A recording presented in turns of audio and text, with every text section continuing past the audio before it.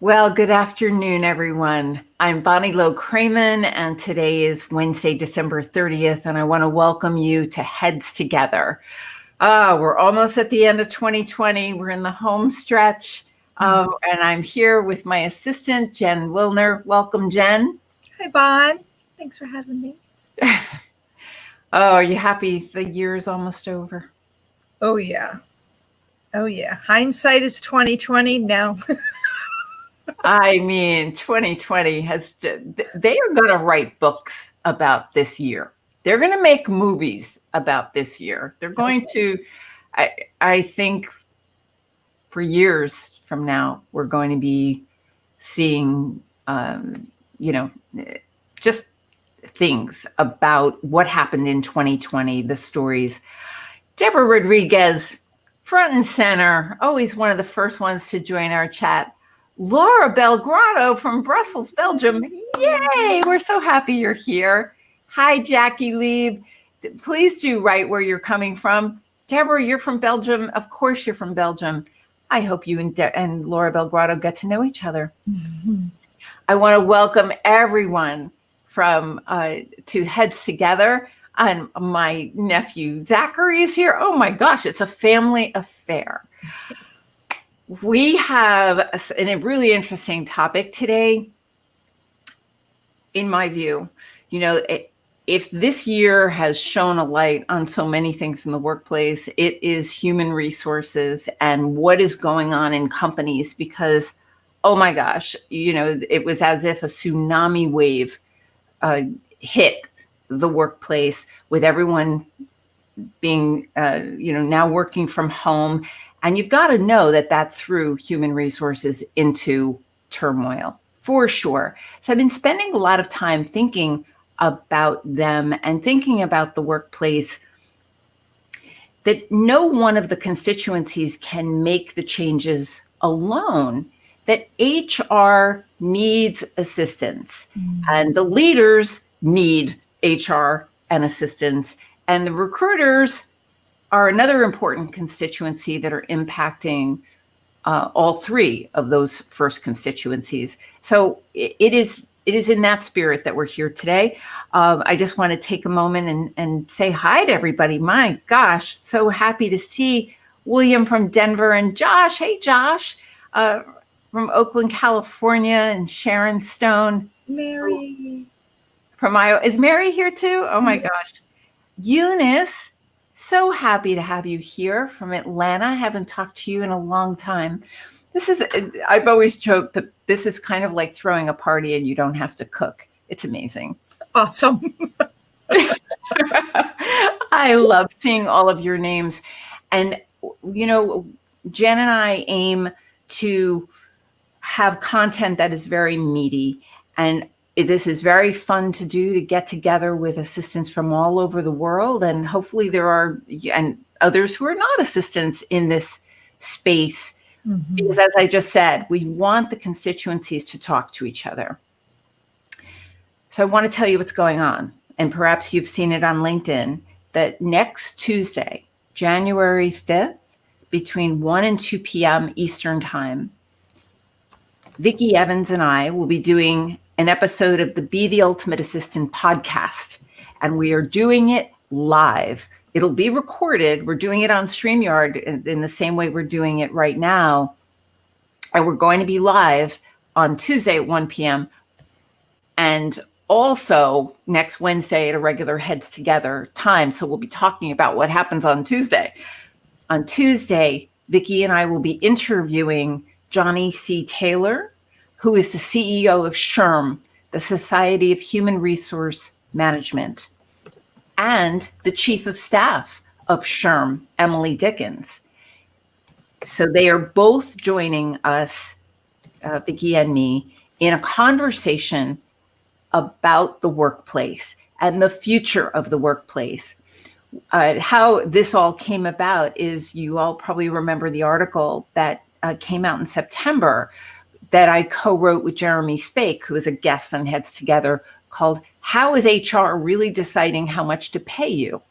Because this issue of money and compensation is a really burning a burning issue for assistants all over the world, who many of whom are severely underpaid. And I thought, well, I have to write about it. And now I want to talk about it. And who do we talk about it with? So I've been talking about it with individual HR professionals. And then I thought, you know what? I think that this article has to go to the CEO of SHRM. Why not go straight to the top? And that's what I did. So what I'd like to do today is, I've already worked out some questions for Johnny and Emily. But Jen, I'm going to start with you. When you think about HR, and before Jen answers about what she thinks about HR, I want to invite you in the chat to put your questions, the question that I want you to, what I would like you to put in the chat is, if you had Emily and Johnny sitting right in front of you, what question would you ask HR? What is it that you want to know from your HR professionals? So Jen, when you think of HR, what comes to your mind? So it was many years ago, but I remember fear. In my late 20s, I remember associating fear with if I had to walk into HR, because they were hiring and they were firing, and I was the sales admin. So I was supporting the people that were making the money. Yeah. And I still had that fear. And did that often make you not go to HR? Yeah. Or did you delay going to HR? I would say I would delay, but I also worked for companies that in a sales environment, it was me and then my managers were directly below the owner of the company. So it got a little... That's such an important word you used about fear. There is so much fear in this workplace, and especially around HR. And I don't know, it's easy to imagine what it is to be in HR's shoes, but that's what Tuesday is about. I want it to be a big dose of empathy. I want to understand what's worrying them, what's in their heads, because I hear you talk and I think to myself, shouldn't HR make it safe and not scary to go to them? Isn't that their job? If they audit, how can any HR person not know that people are frightened of them? They're in charge of hiring and firing. And surely there's a way to make it safe to say a problem that's on somebody's mind, whether it's about money, a bully, a change of schedule, so a myriad of things that HR is dealing with. One of the puzzling things that's come up, though, is the idea that some companies have chosen to outsource HR to a foreign country. And I know many of the people on the call today are in a foreign country.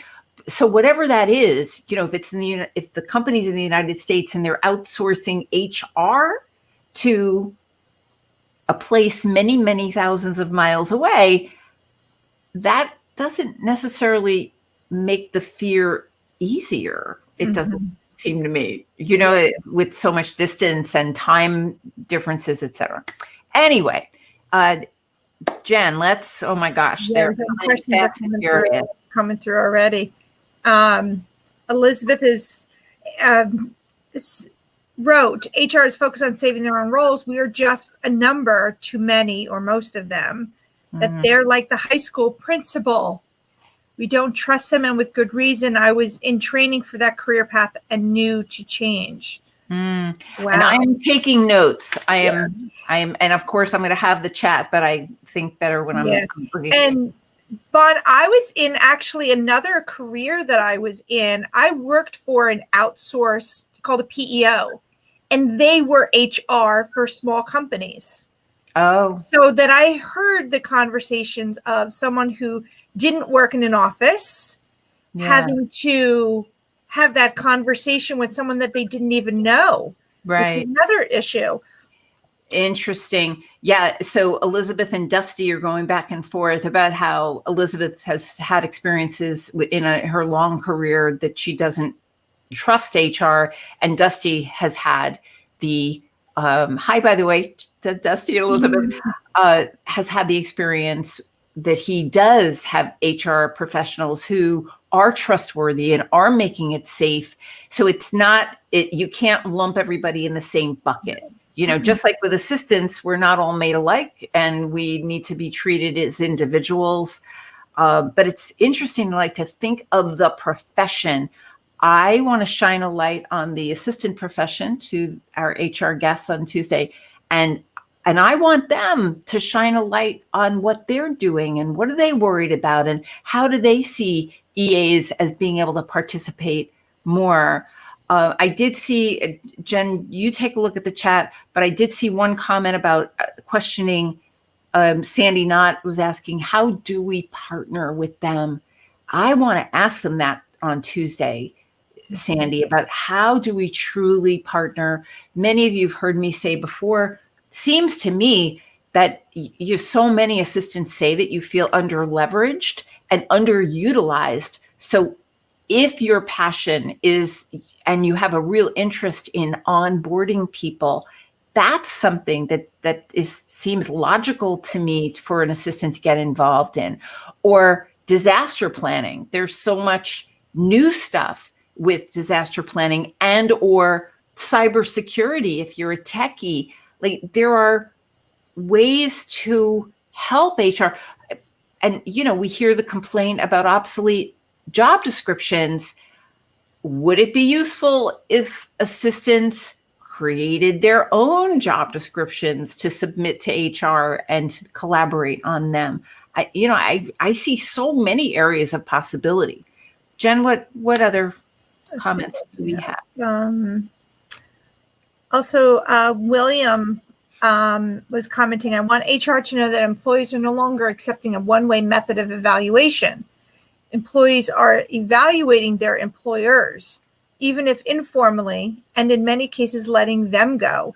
It should be a formal process to evaluate your managers/company. That's an interesting comment about the assessment process. And it's all over the place, but I understand that as in one way through my son, Adam, who was a guest on Heads Together a few weeks back. And he works for Better Works, and it's being that there are 360 reviews being handled electronically and in person. And I think companies are trying different things with software and the ability to not only assess employees, but in addition, assess the managers. I mean, it makes so much sense. With the pandemic, there's chaos going on in so many companies. And it seems to me that a top priority has got to be to stabilize the team, to stabilize the staff so that there are not people going in and going out. And, you know, we all know how tough it is to onboard somebody and get them up to speed, right? I mean, that you don't need to have been working for all that long to even know that. Right. Spencer's asking, who's monitoring the HR departments? Good question, Spencer. I'm going to ask that. Who monitors them? That's an interesting question. You would think it's upper management, but yes, how is that evaluated? Here's the thing. The 4 constituencies cannot stay isolated and siloed. Leaders can't stay in a bubble, against or, separated from their assistants, separated from HR, separated from recruiters. There has got to be more communication and more collaboration between them. And, I hear frustration from HR folks too, who are not being invited to the meeting where they absolutely would have some relevant things to say. I was talking to one HR person who made me feel that some of the complaints of HR professionals are some of the same complaints that EAs have. Lack of respect, not having the seat at the table. So, it made me feel like, maybe we have much more in common than not. Talk to me, Jen. Company culture. Jackie's asking, how do we convince an exec to trust you with their email inbox? Mine is afraid that people would not send a confidential email if they knew that I was viewing. Oh, I'm wondering, Jackie, are you in HR? I don't remember. Right. You know, I think the world in general knows that assistants are more often than not seeing their executives' inboxes. I mean, we as assistants know that there absolutely needs to be a level of confidentiality and discretion, and perhaps there needs to be training on that. In general, that's a great point. I think there needs to be more transparency and accountability and an acknowledgement that assistants are seeing their executives' inboxes. Unless it's the CIA or, some organization where secrecy is super important, it's ridiculous to think that assistants don't get to see salary information unless there's a methodical way to lock this stuff down. I can't tell you how many assistants over the years have made the point that the leaders may not think we know or see this information, but you do. So why are we keeping it all a secret? Why can't we be more transparent about what's really going on and create a climate of safety? So many of your comments are talking about a mistrust and a fear and a lack of feeling safe in our workplace environments. And that is, I think we need to work harder to get out of this, to make it different. Yeah. Big one. Entire company, right. We've been talking about this for a long time.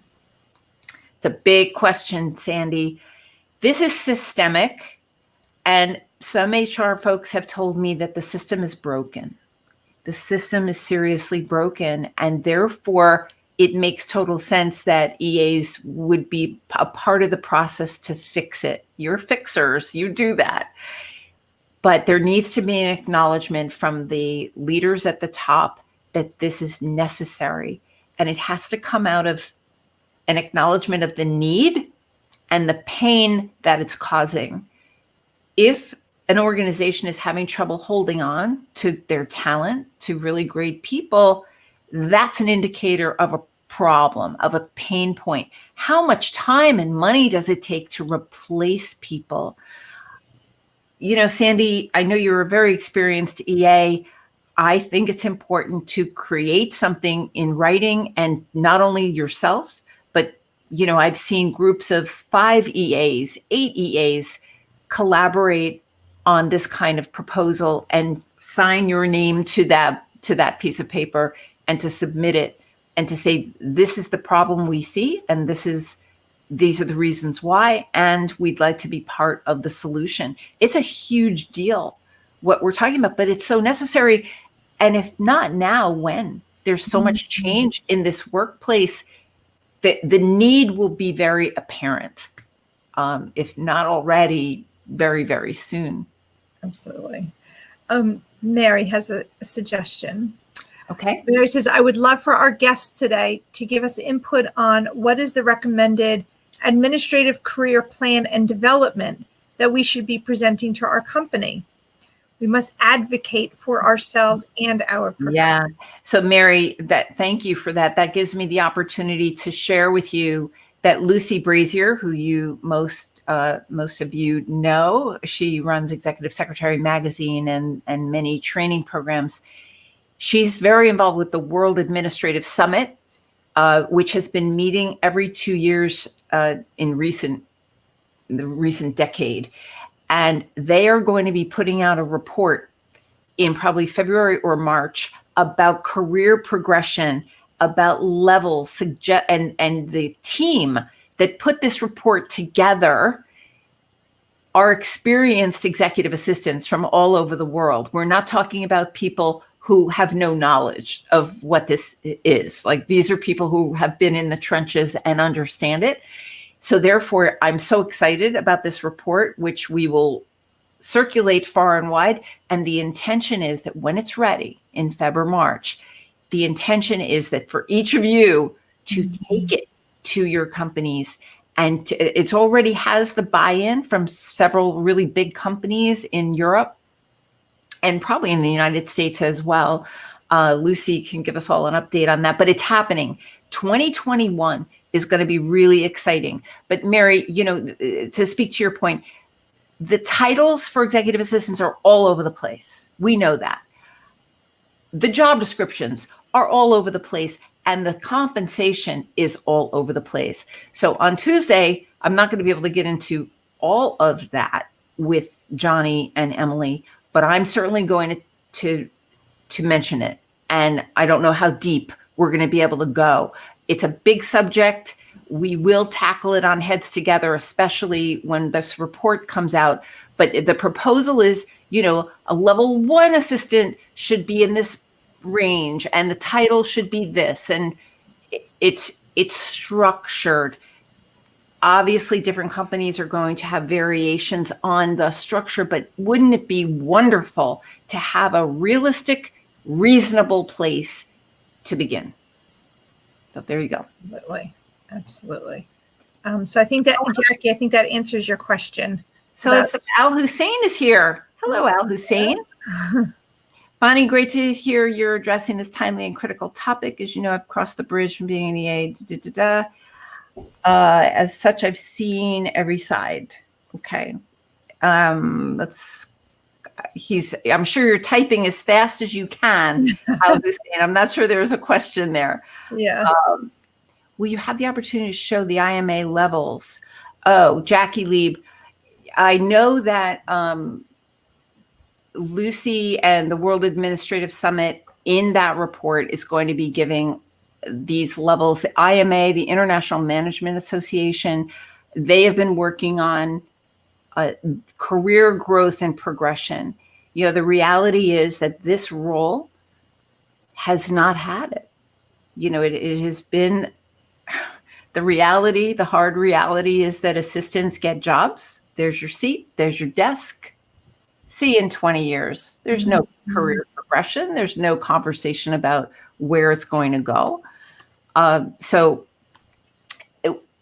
it's time for a change. That happened. You could track it back. I've been writing articles about, historically, women came into this workplace in big numbers during World War II because men were off at war. Women were in this workplace. So that was the 1940s. And we've had a very interesting trajectory since then. But the idea that to this day, the profession is still 95 to 98% female, which is absolutely a data point that matters in this conversation. We need to understand the ways to negotiate, advocate for our role, to change the status quo. A note to myself is to develop questions for interviews. Oh, Josh, interesting point about preparing some questions for the interview process to understand the culture. Because the culture at different companies is different. And, there are different ways to understand what the culture is. There's one way to understand culture is simply to read the website and to see what kind of language companies are using about, the careers tab. It always really gets me when the careers tab is in the teeniest, tiniest writing at the very bottom of the website, and you can barely find it, versus when it's really prominent and it's easy to find. And and the company, the language is not only about the customer as company culture, but what does it mean to actually work there? Oh, that's a whole subject on it in and of itself, Josh. Company culture. I'd love for you to share a great question. Here's Al Hussein is sharing some questions. Oh, he's answering. He's answering. What is the career pathing for EAs at this company? That's and then it was like, oh, we haven't thought of that. We don't have one. Right. What's the highest level an EA can reach at this company? That's a really good one. Mm-hmm. Yeah. And Claudia has a question about, I found the companies don't change their bands at the same pace as the cost of living changes. What guidelines do companies or HR use to address the cost of living increase? Yes.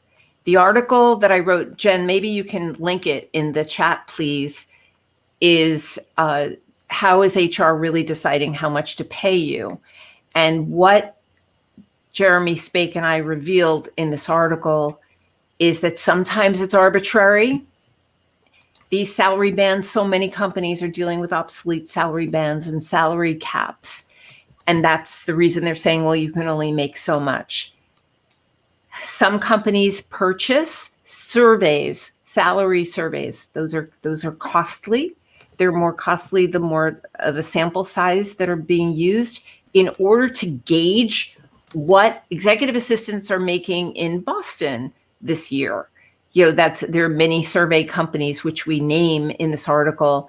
So it is not a black and white process about how companies decide to alter their salary bands.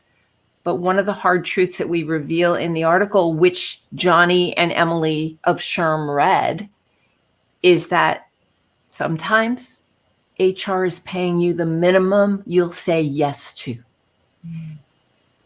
Which is why it's very important for assistants to do the research with local recruiters, with people like Al Hussein Madhani, to understand what your role is worth in your geographic area with the level of responsibilities you have, with the skills you have, and the education you have, et cetera. The whole package.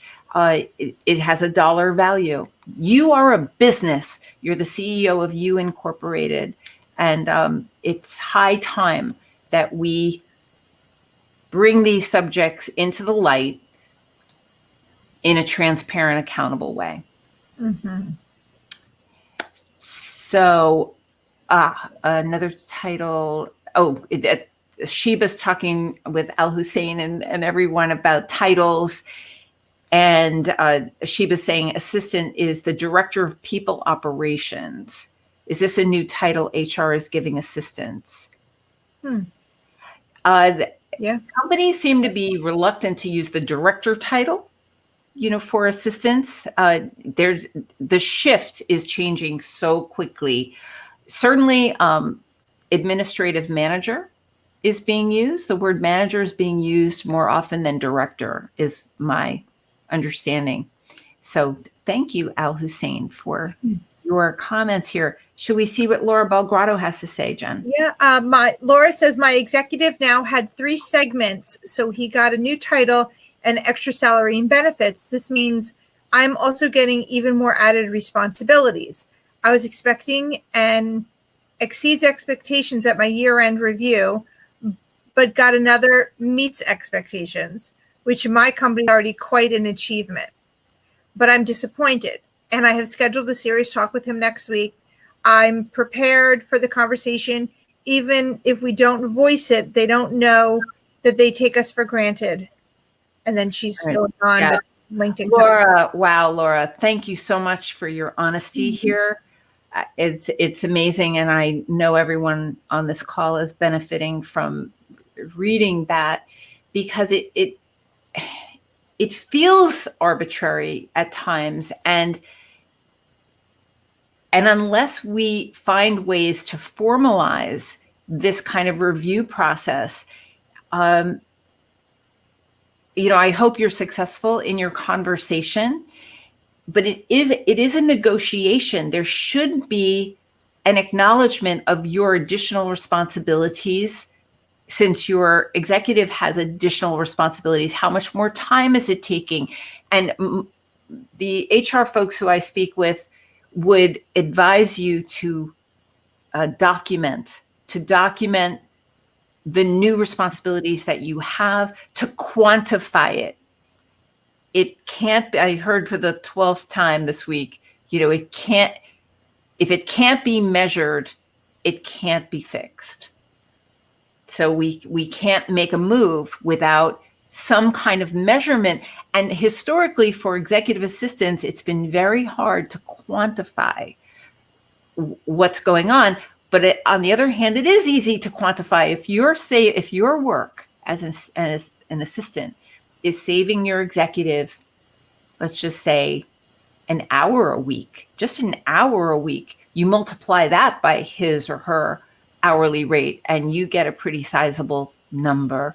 So I really hope you're successful. And it strikes me like, who made that decision? Who checked off that box? Mm-hmm. Was it just a quick, like, oh, let me finish filling out this form for Laura, not understanding that it has financial ramifications? That gives me the opportunity to say once again that there's too little formalized feedback in our business. I mean, that's what we mean by the system is broken. It would be very useful to have a conversation between HR and assistants to see where are the places that can be fixed and how should they be fixed. And that no one group is going to be making these decisions without the benefit of hearing from the others. Sure.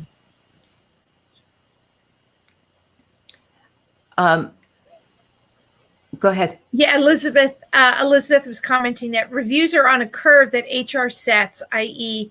one exceeds, most meet, needs to be below, but often it doesn't tie to raises or promotions nor retention. Right.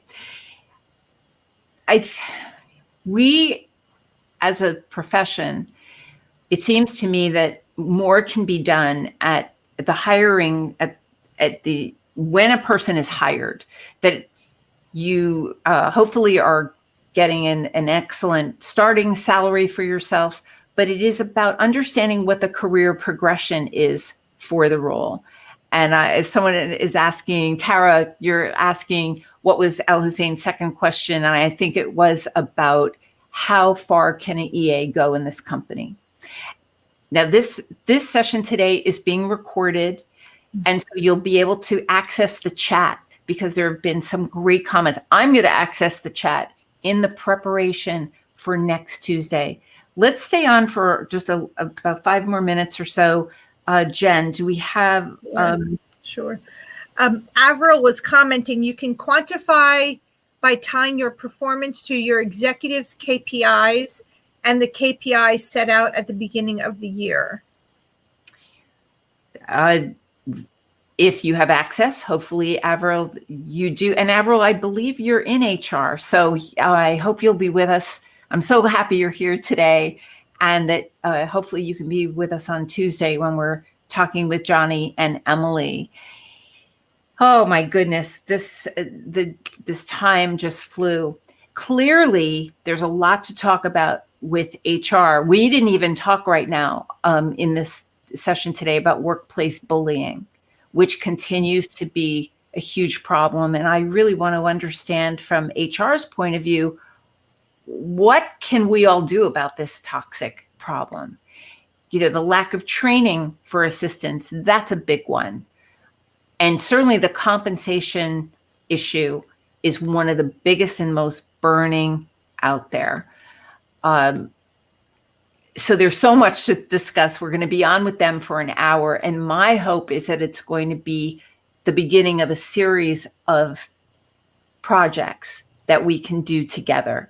So I really appreciate all of you being here and your enthusiastic response to this. This is, the future we're talking about here. And we can be a part of shaping what this looks like moving forward. So as we conclude today, I want to urge you all to sit in on Tuesday's session between 1 and 2 p.m. Eastern Time. This is being recorded, so you can access not only what we've talked about, but all the chat comments will be on YouTube and LinkedIn and Facebook. So not to worry. I so appreciate you all taking the time out to be here with us. We are opening registration for Be the Ultimate Assistant 2021 in about 10 days. So I urge you to go to bonnielowkramen.com and check out our dates and save the date for yourself. We're doing 3 virtually, 2 live, and in person if the universe cooperates. We're scheduled to be in Houston with Mary Alanis and her crew down there, and out in Colorado Springs. So with that, we're coming to the end of the year. Jen, I want to thank you so much for all of your help during these sessions. 2020 has been quite the ride, hasn't it? So I wish you all a very happy end of this year. Happy New Year. Please stay safe. If we can stay safe and healthy, we can solve whatever issue comes up. I give you my word. My intention is to open up this conversation with HR. SHRM represents 300,000 members, and they say they represent 115 million workers around the world, not just the United States, but everywhere. Please let your HR folks know about it, and let's start talking and fixing what's broken. So with that, thank you so much. Thank you, Jen. Thank you, one and all. Oh, someone is asking where it is. On